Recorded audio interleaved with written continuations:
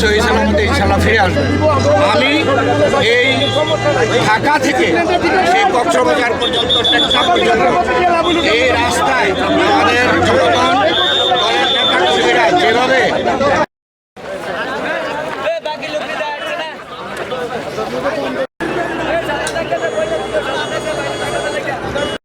লক্ষ লক্ষ জনতা আজকে ঢাকা চট্টগ্রাম মহাসড়কের পাশে অবস্থান নিয়েছে বেগম খালেদা জিয়াকে স্বাগত জানানোর জন্য।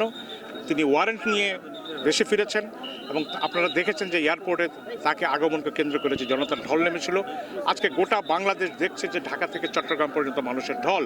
আমরা কোনো রকমের কোনো বাধা কোনো পরোয়া করি না। আমাদের এইখানে বুড়িচং ব্রাহ্মণপাড়া থানার সমস্ত নেতৃবৃন্দ, কর্মীবৃন্দ এবং সাধারণ মানুষ আজকে এইখানে এই নিমসারে উপস্থিত হয়েছে। আমার দুপাশে দাঁড়িয়ে তাকে স্বাগত জানিয়ে প্রমাণ করে দিতে চাই যে বাংলাদেশের মানুষ আর শেখ হাসিনাকে প্রধানমন্ত্রী হিসেবে দেখতে চায় না। তার পদত্যাগের মধ্য দিয়ে বাংলাদেশের মানুষ সুষ্ঠু নির্বাচন নিশ্চিত করতে চায়।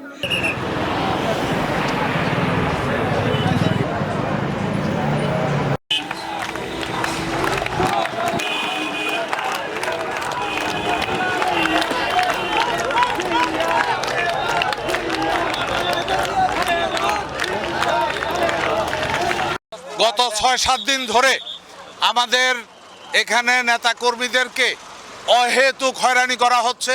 আমার ৪ জন নেতাকে গ্রেপ্তার করা হয়েছে। গতকাল রাত্রেও ৩ জনকে গ্রেপ্তার করা হয়েছে ফর নাথিং। এবং প্রত্যেকটা বাড়িতে পুলিশে হানা দিয়েছে, কোনো মামলা টামলা কোনো কিছু নাই। তারপরেও তাদের মূল উদ্দেশ্য ছিল একটাই, যেন আজকে লোক সমাগম না হয়। এই লোক সমাগম আমরা কেউ অর্গানাইজ করে না, এটা স্বতঃস্ফূর্তভাবে আসা। এখানে দেখেছেন মিনিমাম 50,000 লোক হাজির হয়েছে।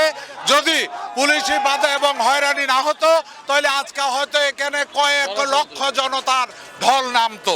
এবং এতেই প্রমাণিত, যত জুলুম নির্যাতন যা কিছুই করুক না কেন, বিএনপি ছিল, বিএনপি আছে, ইনশাল্লাহ বিএনপি থাকবে।